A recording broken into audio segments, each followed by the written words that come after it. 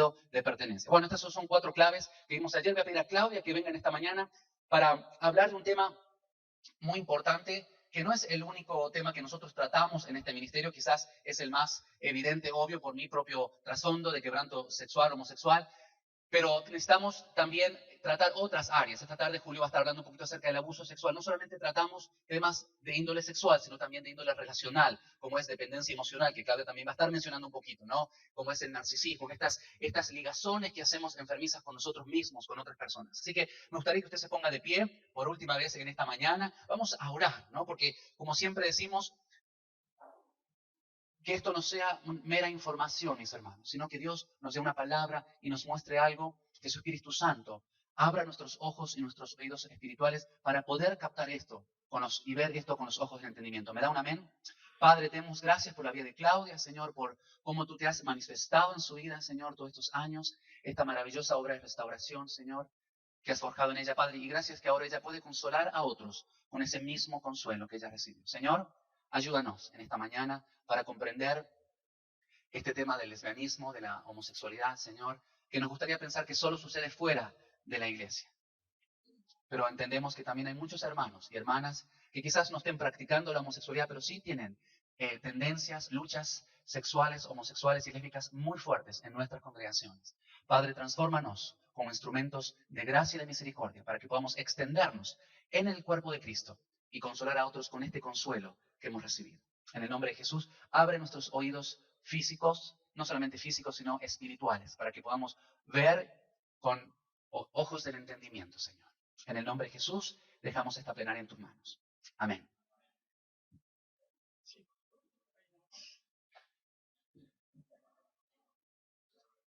Buenos días.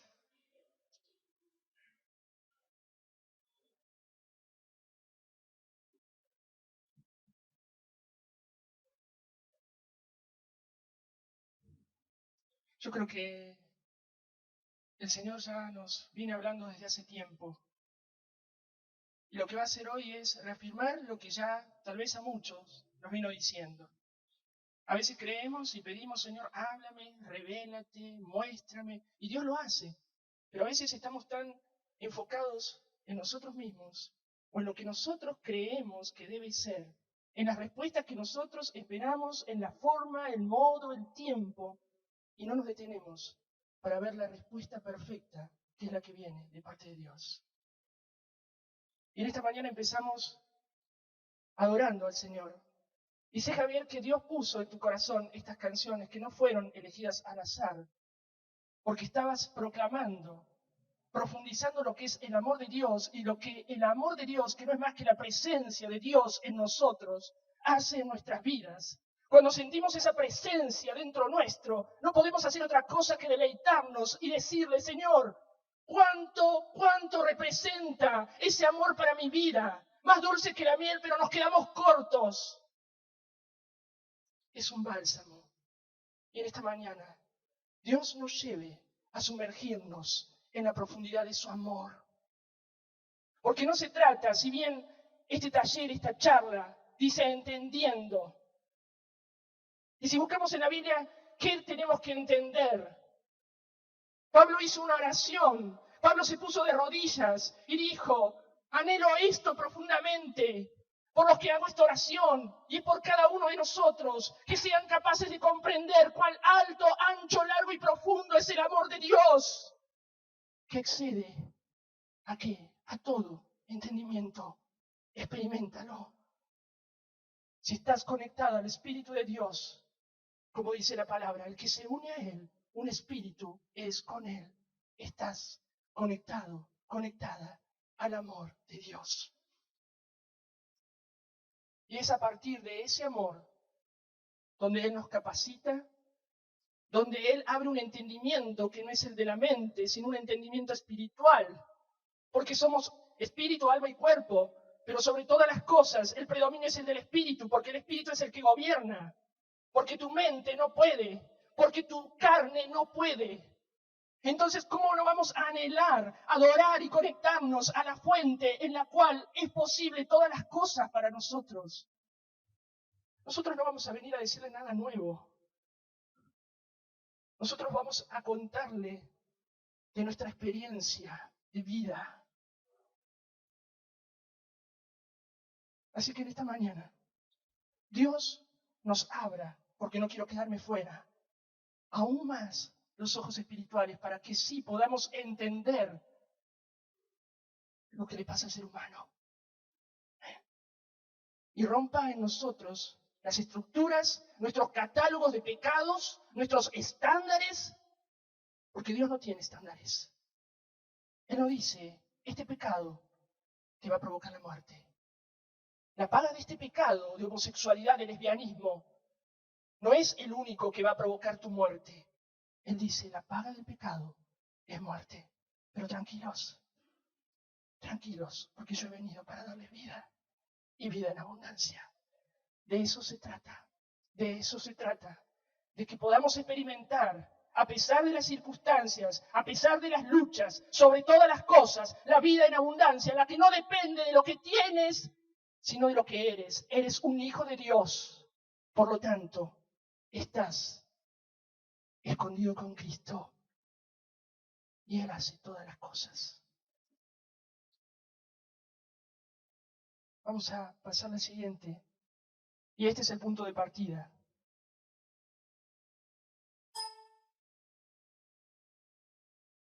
Juan capítulo 8, creo que es el mayor de los ejemplos, si vamos a querer ser las herramientas, ser los vasos disponibles para que el Señor lleve restauración a las personas que luchan con tendencias homosexuales. El punto de partida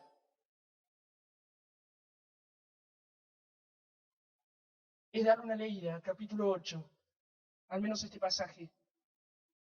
Cuando llevan a la mujer adúltera, fariseos, escribas, acá encontramos algo, encontramos a alguien que se está saliendo de la ley, que no está haciendo las cosas como Dios dice que deben ser hechas. A ver qué haces. Todos hemos leído ese pasaje, ¿cierto? Y ahí tenemos al amor plantado, el amor firme. Ahí estaba él, casi no escuchando lo que decían, sino mirando a esa mujer, porque el objetivo del amor es restaurar, rescatar. El amor no vino a decirle a los escribas, cierra tu boca, dijo escrito lo que debes hacer. Los que conocemos del amor, no tenemos que andar silenciando a la gente, muestra el amor, que es todo lo que necesitamos. Y allá estaba, agachadito, dice, me voy a ocupar haciendo un dibujito en la arena. Que alguien se encargue de mostrarle a estos señores de qué se trata. El amor, la aceptación, el perdón. Quien esté limpio de culpa, que tire la primera piedra. Y saben que cuando hablamos de temas como estos, de la homosexualidad, del lesbianismo, ahora está todo más light, todo más abierto. Ahora ya la ley te dice que no discrimines. Entonces parece que todo está al mismo nivel. Nosotros sabemos que no es así. Que a lo malo se le está llamando bueno. Que a las tinieblas se le está llamando luz. Pero el amor está por encima de todas esas cosas. Y no hemos sido llamados a juzgar. El Espíritu Santo es el que convence de justicia, de juicio.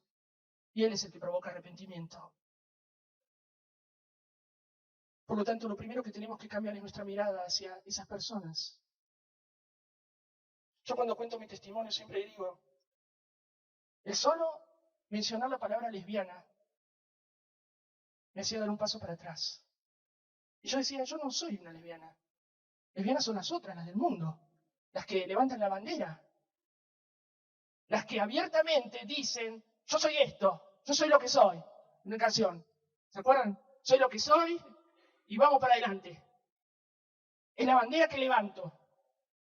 Y yo decía, no, yo no soy lesbiana, yo solamente tengo problemas con mis emociones. ¿Se dan cuenta? Empezamos. Si hay algo que en este ministerio hacemos hincapié, y sobre todo cuando la persona necesita abrirse, mira, contame, no nos vamos a horrorizar ni escandalizar. Después yo te cuento las mías y vamos a ver quién se escandaliza. Y ser frontales, llamar a las cosas por su nombre. No minimicemos.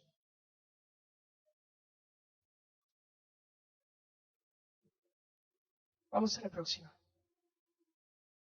Es una imagen fuerte. ¿La pueden ver bien? Se ve más o menos. Es un rostro difuso, ¿no? Y este es el rostro de muchos. Este era mi rostro, aunque mostraba otro, aún en medio de la congregación, donde tenía que taparme y cubrirme más que en ningún otro lugar, porque no alcanzaba el estándar de santidad que creía que tenía que alcanzar. Y hoy cuando leo en Efesios 1, capítulo 4, dice, incluso antes de haber hecho el mundo, y esto es para todos, no solamente para Claudia, Dios nos amó antes de hacer el mundo, Dios ya nos había amado y nos eligió. No solamente nos amó, sino que también nos eligió en Cristo para que seamos santos e intachables a sus ojos. Dios decidió de antemano adoptarnos como miembros de su familia al acercarnos a sí mismo por medio de Jesucristo. Y escuchen bien, eso es precisamente lo que Él quería hacer y le dio gran gusto hacerlo. Vos podés pensar lo que se te ocurra y no va a cambiar esta verdad. Dios te amó, te eligió y sabe que en Cristo hay posibilidades de ser santo e intachable. Y a Él le dio gran gusto hacerlo. Se goza. Y ni homosexuales ni lesbianas quedan afuera de la voluntad de Dios. Bendito sea Dios, si no estábamos chao. No estaría acá. Ese es el amor. Ese es el amor que necesitamos. Y esto más que una capacitación, yo creo que es un llamado a que dejes que el amor te encuentre. A bajar las defensas, los argumentos y decir, yo quiero eso. Yo lo quiero. Vamos a ir más rápido, así vamos poniendo en claro algunos conceptos. La homosexualidad, no vamos a decir nada nuevo, es la atracción al mismo sexo. Pero también, además de la atracción, hay sentimientos de deseo sexual. No es solamente me gustó, me atrae y bueno, sigo. Hay sentimientos. Los sentimientos son algo más profundo. Y hay otra parte. No solamente sentimientos, sino una atracción emocional. A veces creemos que todo se dispara en lo sexual y nos olvidamos que hay pasos previos. No es que de repente te levantaste, uy, se me cruzó alguien, me pasó algo. Todo lo que nos pasa ha tenido un fundamento, una raíz, las heridas, las historias. La homosexualidad dijimos que es la atracción al mismo sexo, sentimientos de deseo sexual y o emocional por el propio género. Y ahí vamos a otro paso, porque hay algunos que dicen, bueno, es lo que siento y me gusta. Los que estamos acá y tenemos testimonio de haber sufrido heridas que quebrantaron nuestra identidad de género y muchos de los que hemos practicado el estilo de vida homosexual o lésbico, hemos sentido que esos deseos no eran realmente lo que nosotros queríamos sentir. No estábamos plenos. Saben que yo en todos los años en que practiqué el lesbianismo, siempre supe que en algún momento iba a volver a Dios. Ahora, ¿por qué? Si hubiese tenido plena satisfacción en lo que estaba haciendo, ¿ustedes creen que hubiese tenido la convicción de que quería volver al otro lado? Porque no estaba satisfecha. El Espíritu Santo, obvio, que estaba haciendo su obra en mí. Estaba afirmando la convicción. También usó las oraciones de muchos. Y Dios es fiel, Dios responde. Es todo un trabajo en común. No es que dice, bueno, a ver, cuando te toque. Por eso los que tienen personas que están luchando con esto, lo primero que ustedes tienen que hacer por ellos es orar, orar, orar. Orar. No quieran hacer, convencer, porque nosotros no podemos convencer de nada. Es el Espíritu Santo el que convence. Y cuando veas la realidad más oscura, ora más. Deseos no deseados. Y a través de esos deseos no deseados, también una cantidad de complementos que uno puede hacer dándole rienda suelta a esos deseos, como fue mi caso. Dije, bueno, no lo quiero, pero bueno, están ahí. Los vamos a alimentar. Vamos a la próxima. Y tenemos que tratar con emociones. ¿Y qué hacemos con las emociones? ¿Vieron lo que las emociones pueden hacer de nosotros, no? Una explosión. Y explotamos y derribamos un edificio. Y después decimos, ay, pero ya lo derribaste.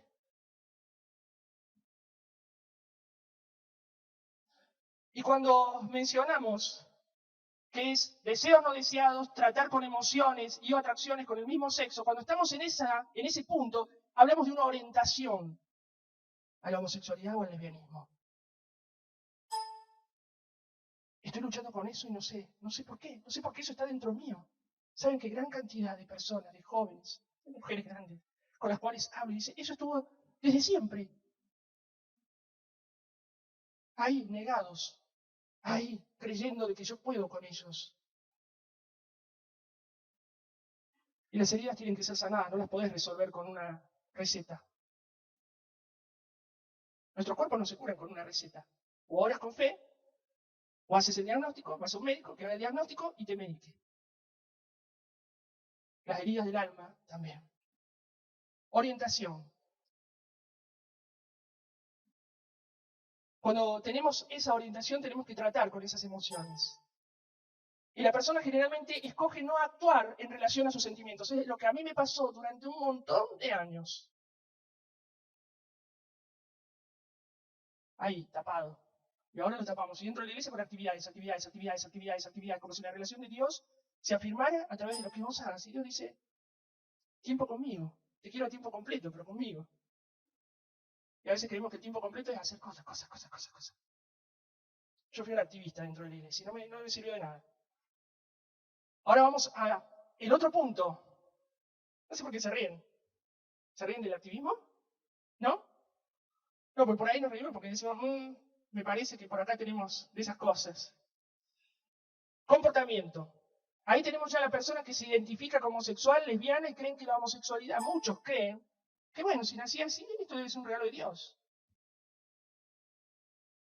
Yo pasé de la orientación al comportamiento.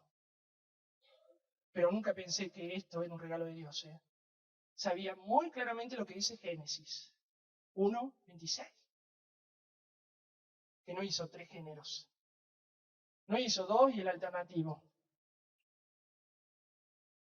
Entonces ahí sí ya adquirimos una identidad. Vamos a la próxima. Vamos. Y ahora los argumentos que generalmente vamos a escuchar. Ser genuinos con nosotros mismos. O sea, bueno, esto está acá y respondo a esto. Soy una persona genuina. Otros hablan de la sanidad rápida.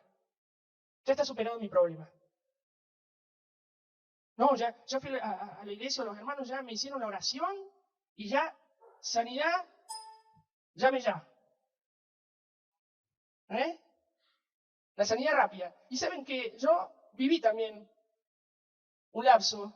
Sanidad rápida, ya se solucionó el problema. Pedí perdón, la sangre de Cristo me limpia y me voy a la iglesia todos los domingos, me meto en intercesión, en lo que sea. Pero las heridas seguían estando. Y acá lo que hay que hacer es buscar superar los sentimientos no deseados hacia el mismo sexo, pero apuntando a las raíces que provocan esos sentimientos. ¿Se entiende? Voy muy rápido.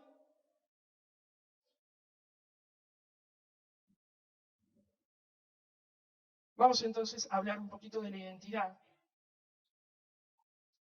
Vamos a pasar a la próxima. Hablamos de orientación, de comportamiento.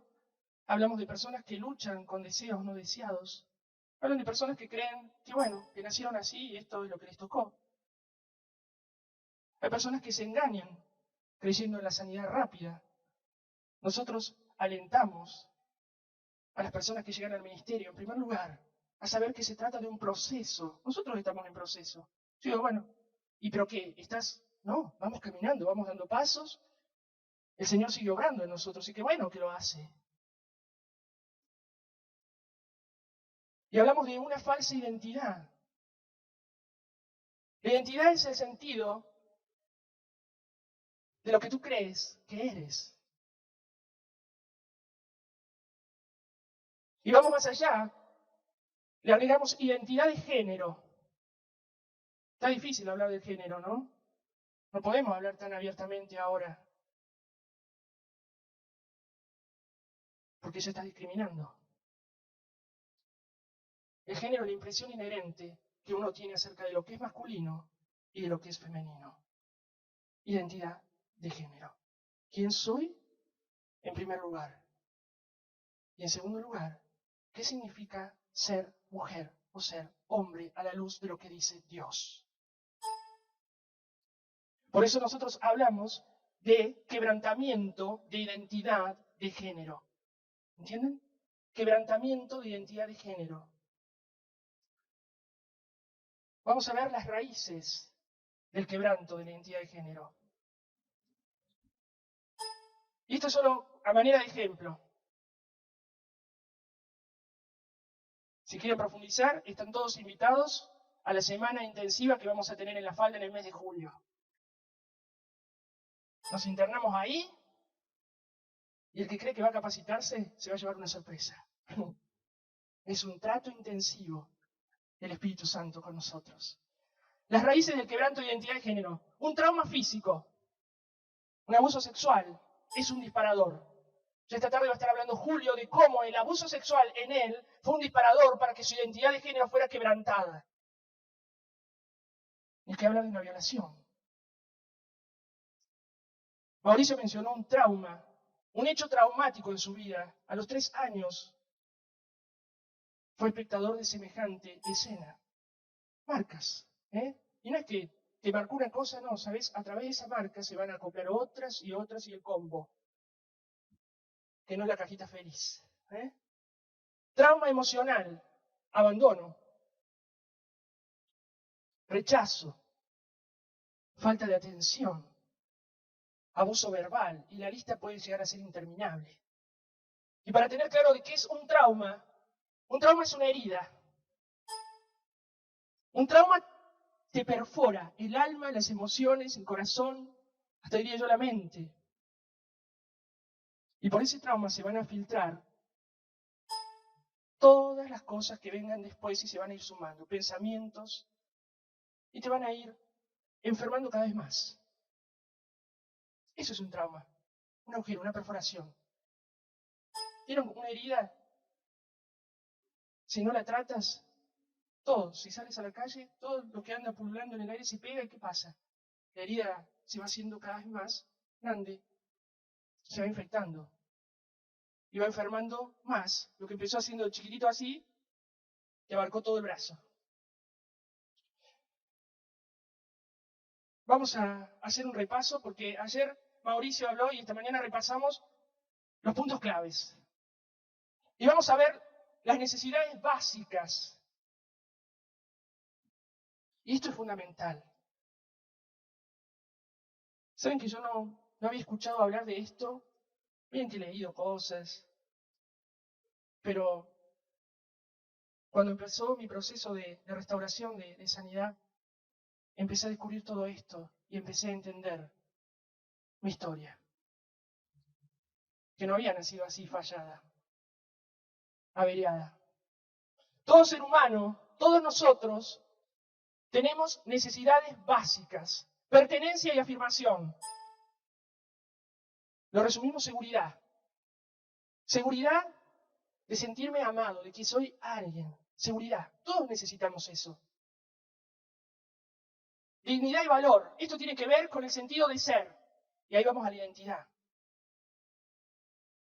Nosotros los hijos de Dios, nuestra dignidad y valor no depende de cosas exteriores. Depende de saber quiénes somos en Él. Aceptados, amados. Lo hemos leído. que a Él le dio placer amarnos y elegirnos. Y el propósito e importancia. Los fracasos, las heridas, ¿qué hacen? Roban el propósito. Nos hacen sentir frustrados. No sabemos para qué estamos. Todos necesitamos sentirnos seguros, sentir que somos algo, alguien, que valemos, que tenemos un propósito. Esas son las necesidades básicas. Y toda necesidad tiene, del otro lado, ¿qué? ¿A qué apunta una necesidad? A ser satisfecha. La necesidad no para hasta que no es satisfecha.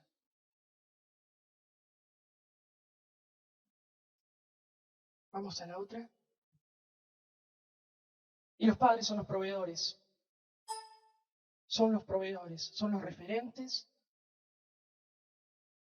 para esa provisión. Atención, aceptación, aprobación y amor. Son ellos los primeros responsables.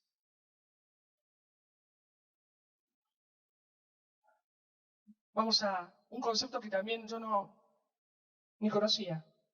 Familia disfuncional.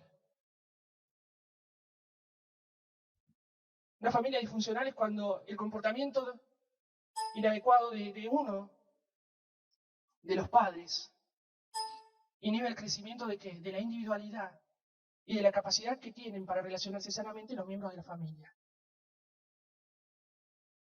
Eso es una familia disfuncional.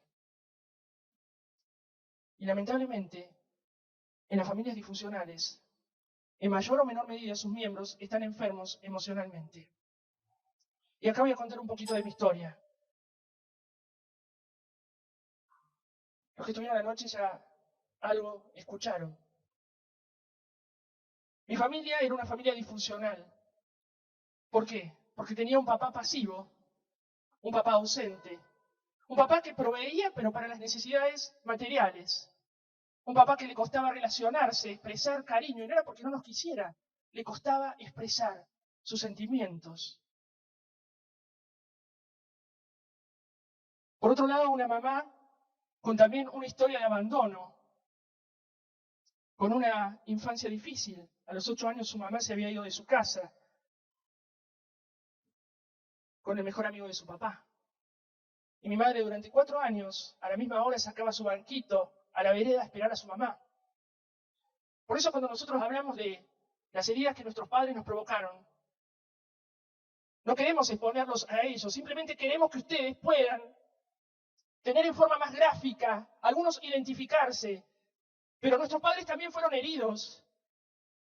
Imagínense, una madre que esperó durante años a su mamá, una madre que fue criada por su papá,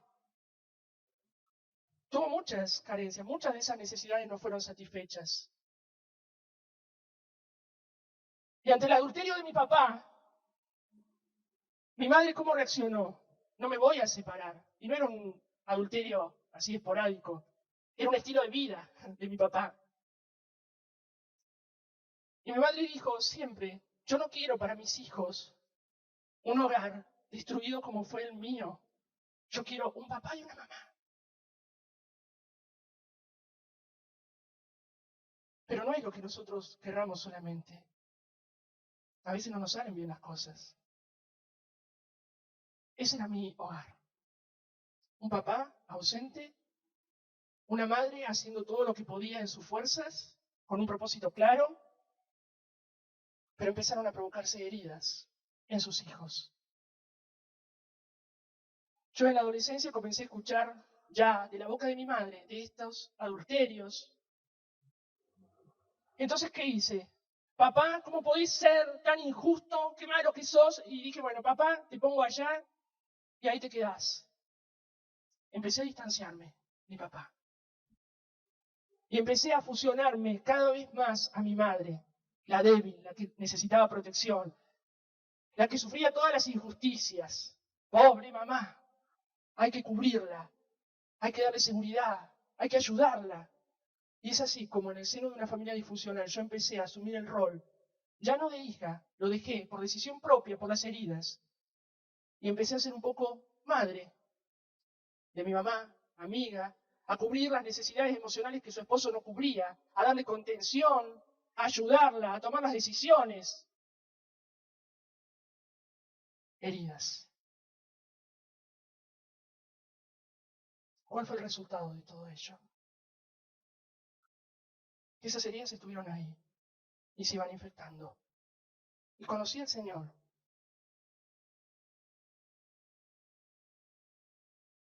Y sabía que Él podía hacer algo, pero no lo dejé porque ya había desarrollado yo una personalidad tan fuerte que no me dejaba ayudar por nadie. Si yo me transformé en la persona que tenía que ayudar al resto.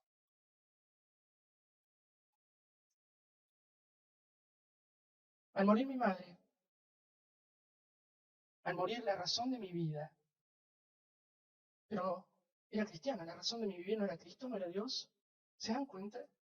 Cómo nos pasan cosas y bueno, está todo bien. Al poco tiempo de morir mi madre, apareció en escena una amiga cristiana. Y en esa etapa, en el proceso de duelo, venían muchos de nuestros amigos a acompañarnos, a Daniela y a mí. Pero empezaron a pasar cosas en mi corazón. Yo no estaba en la razón de mi vida. ¿A quién iba a proteger ahora? ¿A quién iba a ayudar? ¿A quién iba a contener? Y apareció esa persona, con todas sus necesidades de contención, de protección, de afirmación, porque también venía de una familia disfuncional, con una autoestima hecha pedazos, con un abuso verbal, emocional de parte de sus padres, y allí cayó. Y allí estaba yo, la autoprotectora, la que había hecho de su vida un firme propósito, dar contención a otros. Y ahí empezaron a dispararse fuertemente esos deseos no deseados, esa atracción emocional en primer lugar. Y no estoy hablando de días, estoy hablando de años, de hacer promesas, de pedirle a Dios que me ayudara. Orábamos juntas por esto porque no nos animábamos a decir, pero llegó un momento donde tuvimos que decirnos cara a cara que algo no estaba bien entre nosotras, pero éramos hijas de Dios. Y queríamos servir a Dios y sabíamos que si seguíamos con esto, la paga del pecado iba a ser muerte. Hasta que no se pudo más con la situación.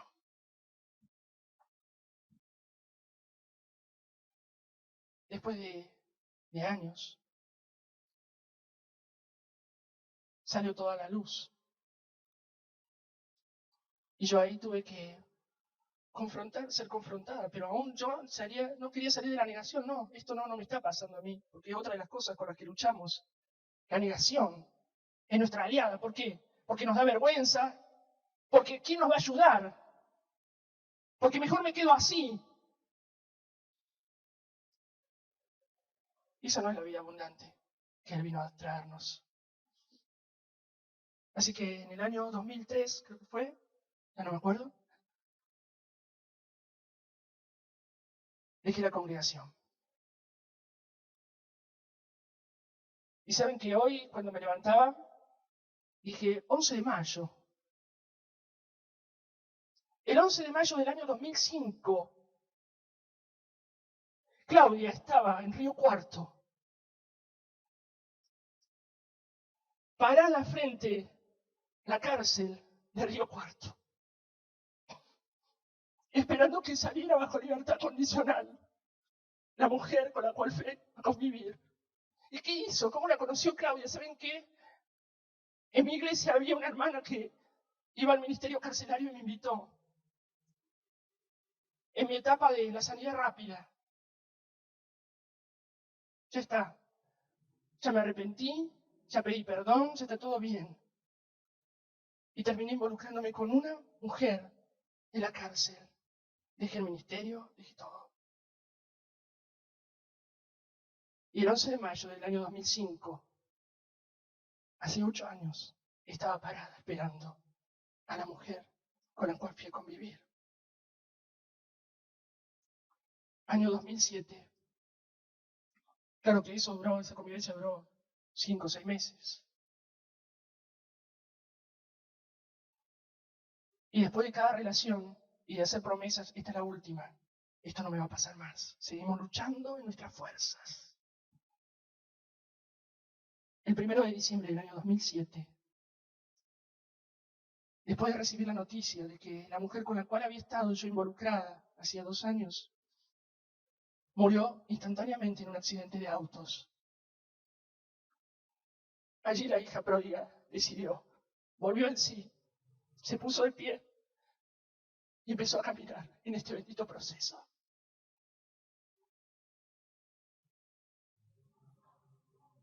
Heridas, no las minimicen. Tampoco vivan rindiéndole culto a las heridas. Busquen al sanador. Lleven a las personas a un encuentro con el sanador. El día que yo decidí volver a la casa del Padre, mi hermana, que estuvo orando durante 8 años, durante esos 8 años jamás una palabra de juicio. Aquí no saben a quién llamé en primer lugar. Fui donde encontraba aceptación, sabía que en el hora de Mauricio y Daniel iba a tener aceptación.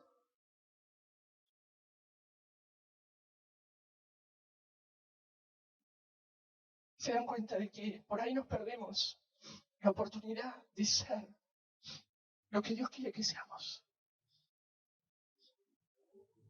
Él no vino por los sanos. Los sanos no tienen necesidad de médicos. Pero en primer lugar, tenemos que ser honestos y decir, yo necesito de un encuentro con el sanador. Y no te estoy hablando de la posición que tengas, del rol que tengas dentro de tu congregación. No puedes dar lo que no tienes, no puedes transmitir, no puedes hablar de lo que no conoces. Y yo creo que este es un tiempo donde, claro, bendito sea el Dios que está limpiando nuestras vestiduras. Pero tal vez nosotros tenemos una concepción equivocada. Esta es la forma en que Dios quiere, anhela limpiar las vestiduras de su amada. Nos está preparando. Si estás durmiendo, despiértate, porque Dios está preparando una iglesia santa y sin mancha. Y si tus heridas, si tu historia, tu trasfondo, tus luchas te dicen lo contrario, levántate y siléncialas, no me importa. Yo voy en dirección a mi sanador, a mi Señor. De eso se trata este bendito proceso.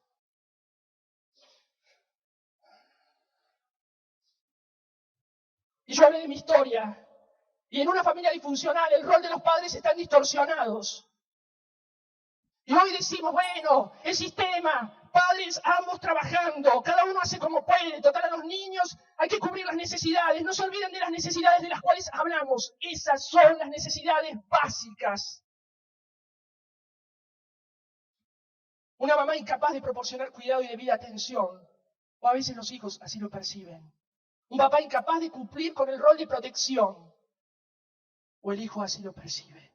Imagínense, un papá ausente. Y cuando estaba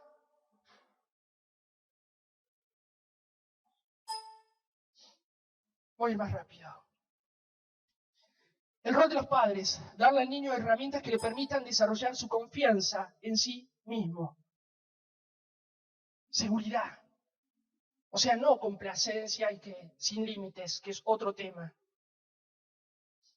Seguridad. Dios nos da seguridad. Cuando Dios dice que tenemos los pies puestos sobre la roca, ¿qué sientes? Y sobre una roca que no puede ser removida, ¿qué sientes? Seguridad.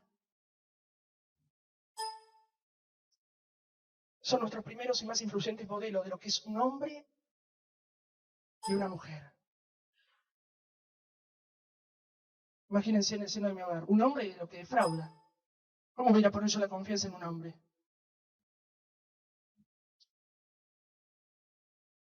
Mi papá representaba eso. Una persona que no era digna de confianza. Una persona que no podía conectarse a mis emociones, a mi corazón, a la necesidad de afecto. Y después lo vamos clonando, ¿no? Todos los hombres, vamos haciendo un silogismo, todos los hombres son iguales. a través de relaciones fuertes y de afirmación, nuestros padres nos van a invitar ¿a qué? A aceptar nuestro propio género. Y no solamente eso, sino a ver al otro género como el complemento. Imagínense, ¿de qué complemento me hablaban en el seno de mi hogar? ¿En qué se complementaban?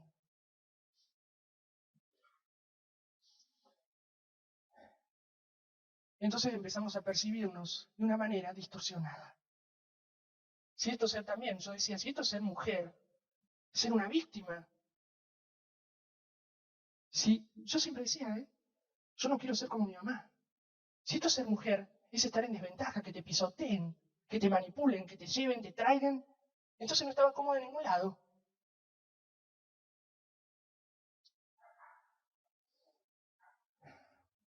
Vamos a la próxima.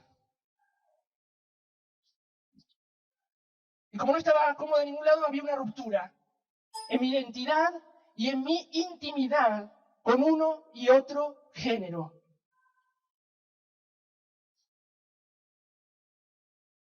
Porque la intimidad que tenía con mi madre estaba distorsionada. O sea, yo no era la que tenía que contener a mamá.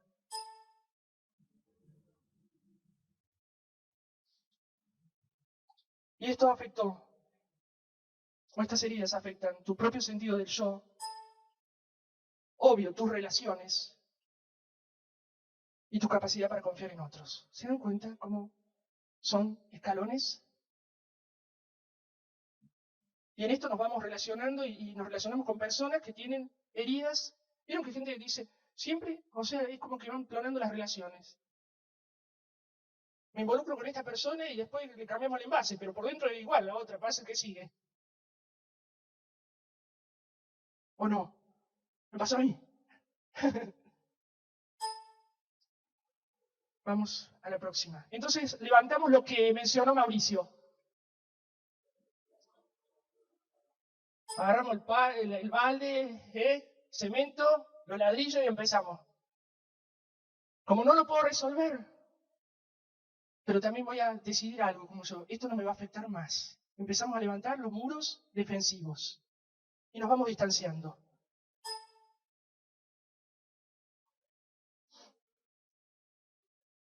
Sí. Muro defensivo. Se produjo en nuestra vida un derrumbe relacional, por lo que hablamos antes. Comportamientos adquiridos como una forma de resolver las falsas percepciones. Autodefensa. Y nos vamos bloqueando. Y el problema es que cuando el amor de Dios quiere entrar, también le levantamos la pared. Entonces, ¿qué pasa? Yo no siento, ¿no? ¿Será que Dios tampoco quiere amarme? Resistencia. Vamos a la próxima. Toda una falsa identidad forjada, arraigada. Y en nuestros testimonios, si tuviéramos que expresarnos, tendríamos que contar paso a paso cómo tuvimos que ir dejando esa falsa identidad. No solamente dejar de practicar el pecado, porque no era cuestión de, bueno, ahora se te murió con la que estabas, me paro frente a la cruz, me postro, pido perdón y ya está. Había que empezar a dejar a la falsa Claudia y a descubrir a la verdadera Claudia. De eso se trata. Dejar expuestas las heridas, entender qué pasó. Porque si no, no sabes contra qué luchas. Entender, ver tu corazón, el estado en que estaba. Permitir que Dios obrara. Y vaya si fue un tiempo donde la adoración realmente, 5 meses que llegaba del trabajo a casa y ponía música de adoración y lloraba. Dios me estaba limpiando. Dios me estaba limpiando. Lloraba. No solamente lloraba ahí. Cada noche al acostarme lloraba. La depuración. Había que drenar.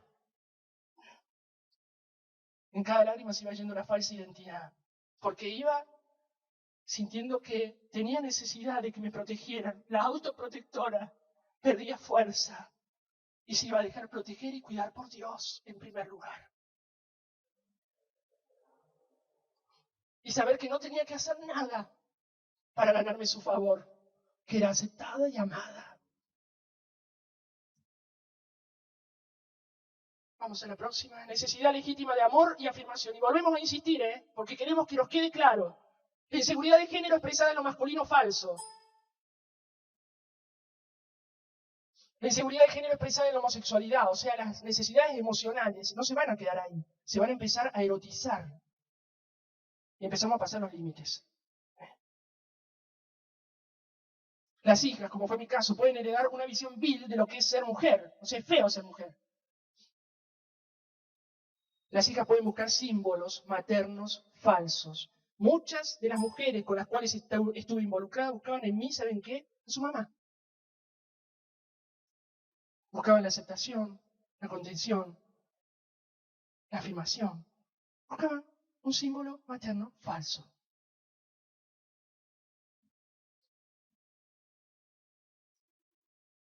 Y vamos subiendo peldaños. Algunos estamos en la etapa de las fantasías. Algunos no hacemos nada, total fantaseamos. Nos involucramos también en relaciones exclusivas. Pasamos a la idolatría. O sea, la persona se vuelve más que un objeto de admiración, te postras. ¿Saben que cuando a mí, una de las primeras charlas que tuve con mi hermana, poquitos días de volver al Señor, ella me dijo, me habló de la idolatría. Y yo digo, ¿qué idolatría? No, esta mujer que me viene a decir a mí idolatría, mi problema es otro. Cuando entendí realmente de que sí, cada persona con la cual, cada mujer con la cual yo me había relacionado, había hecho de ellas un ídolo. Eran mis dioses. Me postraba, vivía para ellas. ¿Se dan cuenta cómo la idolatría? Por ahí tenemos una concepción de idolatría equivocada. Idólatras son otros, porque lo asociamos con otras cosas. Tengan presente esto, idolatría relacional. Y por último, la adicción emocional. Cuando vivimos conectados a otra persona en las emociones. Vivimos pendiente a nivel emocional. Así empezó mi historia. Yo con mi madre tenía una dependencia emocional. Y después fui dependiente emocionalmente de todas las mujeres con las cuales me relacioné. Abres tus ojos y lo primero que piensas es en esa persona y a ver, ¿qué necesita? Y tengo que estar yo ahí. ¿Y qué le pasará? Y que no llega el mensaje y esto, y 200 mensajes por día, 300. No solamente se da, no estoy hablando solamente, esto, hablamos, que nos abra la cabeza, ¿no? Existe a todo nivel, no solamente dentro de las relaciones homosexuales o lésbicas. Amigos que se vuelven dependientes. ¡Ojo! ¡Cuidado!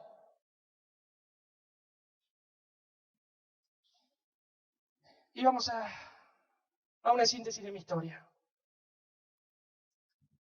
Familia disfuncional, una figura paterna ausente, papá lo que defraudaba, lo no confiable, una dependencia emocional hacia mi madre, una dificultad para individualizarme de mi madre, porque frente a mi papá yo la veía, o sea, me ponía en el lugar que ella no quería ponerse.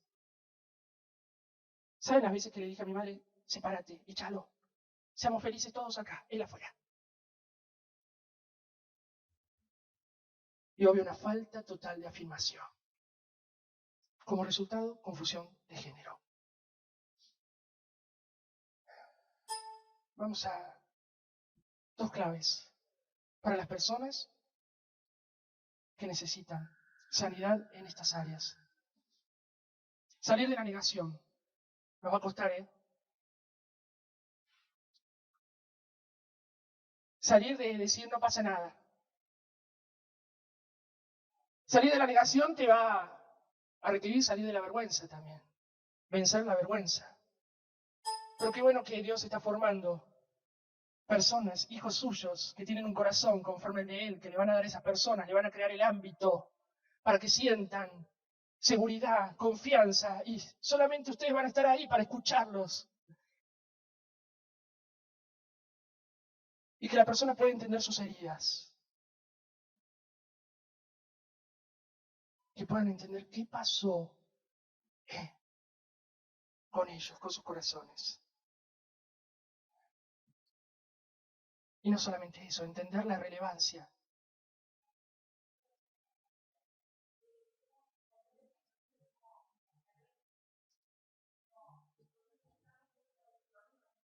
Exactamente.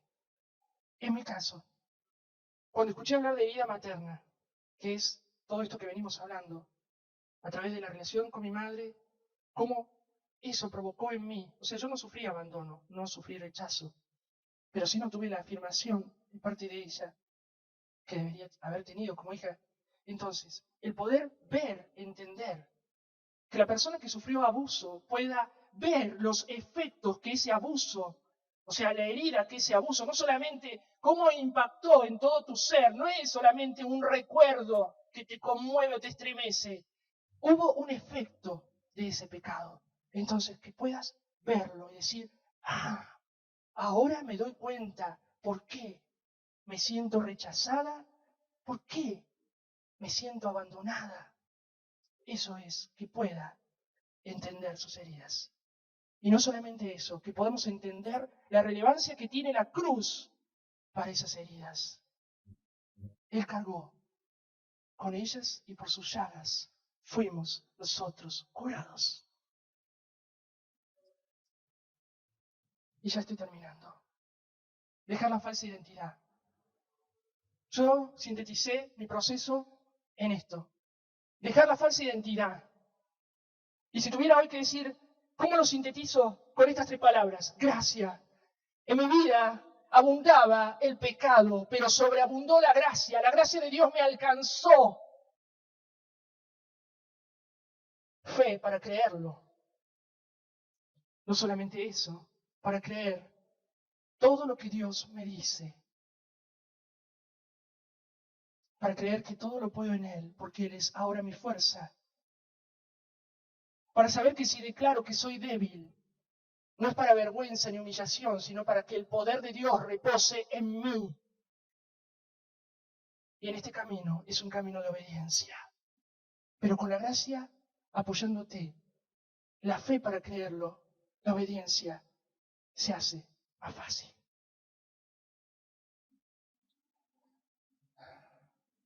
Y aparte del poder del Espíritu Santo, como dice Neil Anderson, en nuestras vidas hay un poder más grande que poseemos, el poder de elección. Y tenemos que estar eligiendo continuamente.